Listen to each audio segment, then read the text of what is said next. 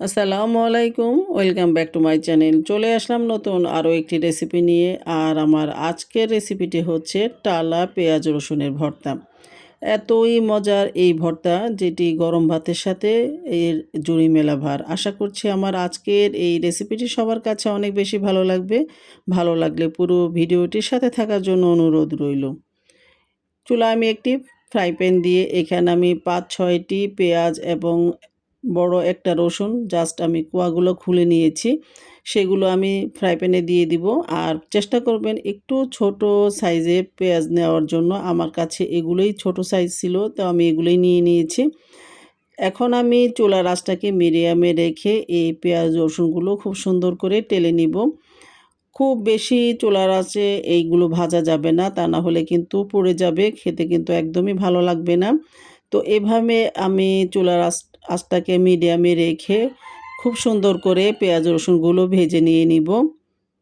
পেঁয়াজ রসুনগুলো ভাজা হয়ে গেলে আমি উঠিয়ে নিয়ে এখানে আমি ১ চা চামচের মতো সরিষার তেল দিয়ে এখানে ৫-৬টি শুকনো মরিচ আমি জাস্ট সুন্দর করে ভেজে নিয়েছি।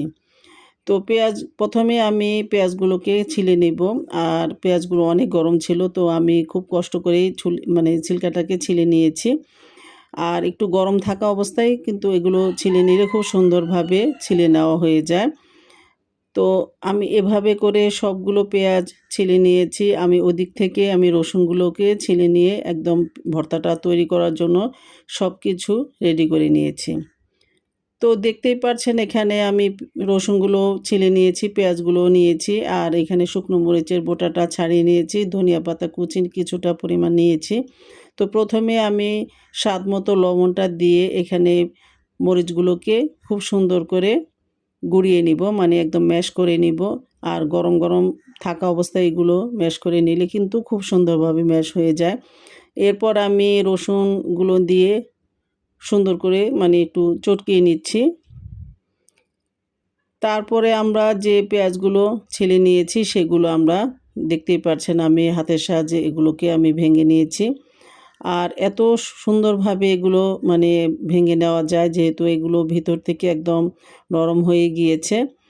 আর এভাবে করে আমি ভেঙে নিয়ে সব কিছু ভালোভাবে হাত দিয়ে মেখে নিচ্ছি। সবশেষে আমি ধনিয়া পাতা কুচিটা দিয়ে এখন জাস্ট একটু হালকা হাতে মেখে নিব। হাত দিয়ে অবশ্যই এই ভর্তাটাকে একটু চটকিয়ে নিতে হবে, এতে করে কিন্তু সব কিছু ভালো মতো মানে মিশে যায়। এখন আমি এর মধ্যে এখন দিয়ে দিব 1 টিস্পুনের মতো সরিষার তেল। আর যে কোনো ভর্তার মধ্যে সরিষার তেলটা না দিলে কিন্তু ভর্তা সম্পূর্ণ হয় না। সুন্দর করে আবারও আলতো হাতে এগুলো মেখে নিব। এখন আর মানে জোরে জোরে চটকিয়ে নেওয়ার কোনো প্রয়োজন নেই। হালকা হাতে মেখে নিলেই কিন্তু ভর্তাটা একদম গরম গরম ভাতের সাথে খাওয়ার জন্য রেডি। আর এই ভর্তাটা এত বেশি টেস্টি, বাসায় আপনারা তৈরি করলেই কিন্তু বুঝতেই পারবেন এই ভর্তার স্বাদটা কতটা লোভনীয়। আর আশা করছি এই ভর্তাটা সবাই বাসায় একবার করে হলেও ট্রাই করবেন। ট্রাস্ট মি, কেউ নিরাশ হবেন না। তো আমার কথা বলতে বলতে কিন্তু এখন সম্পূর্ণ ভর্তাটা রেডি করে ফেললাম। ব্যাস তৈরি করে নেওয়া হয়ে গেল আমার টালা রসুন পেঁয়াজের ভর্তা। আশা করছি আমার আজকের এই রেসিপিটি সবার কাছে অনেক বেশি ভালো লেগেছে। ভালো লাগলে অবশ্যই একটি লাইক দিয়ে দিবেন, ফ্রেন্ডস অ্যান্ড ফ্যামিলির সাথে শেয়ার করবেন। আজকের মতো এখানে বিদায় নিয়ে নিচ্ছি। আশা করছি আবার নেক্সট কোনো ভিডিও নিয়ে ইনশাল্লাহ হাজির হয়ে যাব। ততক্ষণ পর্যন্ত সবাই ভালো থাকবেন। আল্লাহ হাফেজ।